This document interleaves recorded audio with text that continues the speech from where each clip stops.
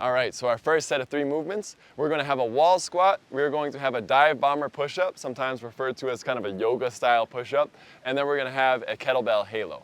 And so this is a wonderful combination of movements, and it's very simple. So we're going to use this as our stand-in for a wall that you might find in a gym, because we're going to work in a better spot for filming. Rohan, I'm going to give you a kettlebell here, and we're going to cradle it just in 2 hands like so. So I'm going to have you step up as if close to the wall. We're going to stand right up, actually forward to the wall here. Yeah, so our toes are going to be as if flush with the wall here, or maybe a couple inches back. And we're going to brace the kettlebell right here. And we're going to make sure we have a good pelvic posture. So making sure we're not sticking our butt out. We're going to sit our butt back, but we want to start with a neutral pelvis, so tucking under just slightly. And from there, we're just going to drop down. This is going to ensure that our knees are not diving forward. And then it's going to ensure that we're nice and upright, our chest is up.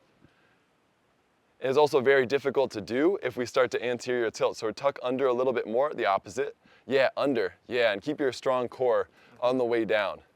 And that's going to allow you to go a little bit deeper. See how that's a challenge. And we want to make it engaging, we want to make it interesting, and we want also to be teaching technique through constraints, which basically means you can't do this wrong. Or else you'll bump your head into the wall, and that's obviously you're not going to do that. So it's a much easier way to teach this movement. Let's do 1 more. These are looking pretty good right now. Yeah, spreading the knees out a little bit on the way down, especially. Good, and look at that range of motion. Lovely. That's looking really good. Let's put the kettlebell down for a second. We'll move the hurdle out of here.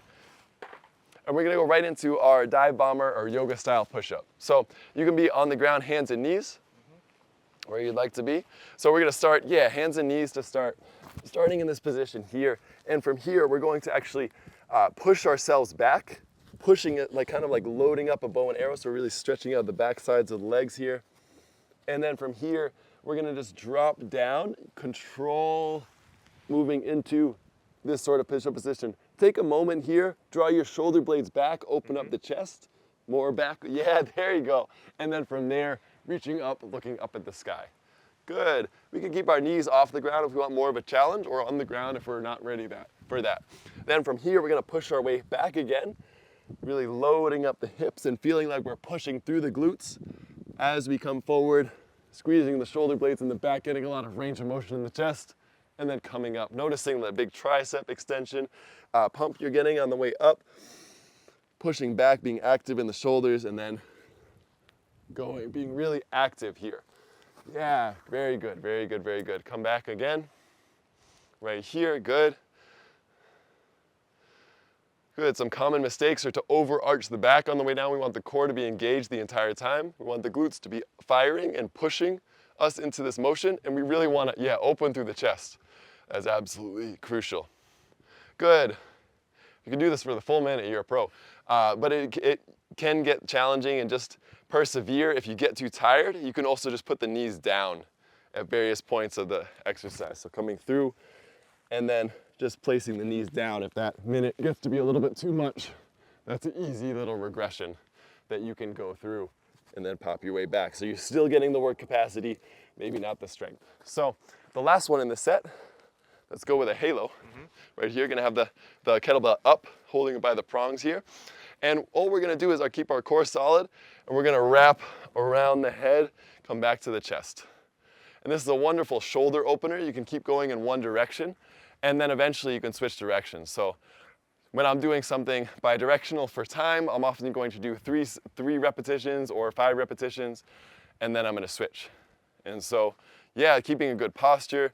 You'll notice if you start to stick your butt out and kind of raise your ribs, you lose some connection with your core and you lose the ability to turn on your core. So we really want to keep that in mind, as well as keeping the elbows, a little bit more up as you come back, opening up the shoulder girdle so that it gets a really big mobility.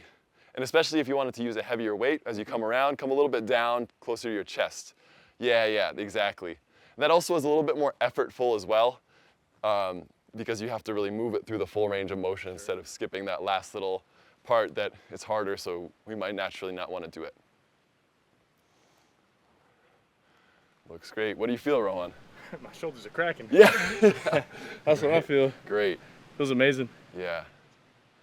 Lovely. Nice. Sweet. Get some good extension out of your back on that too. It's really nice for opening up because it Yeah. kind of drags you into being open, and you've been. Some T-spine extension out of it. Yeah, exactly. No, I felt the shoulders cracking for And, sure. yeah. Feel nice and open now. I was wondering if I could give you that one, so I'm glad I gave you that one. No, for this the is first good. time. This is really good.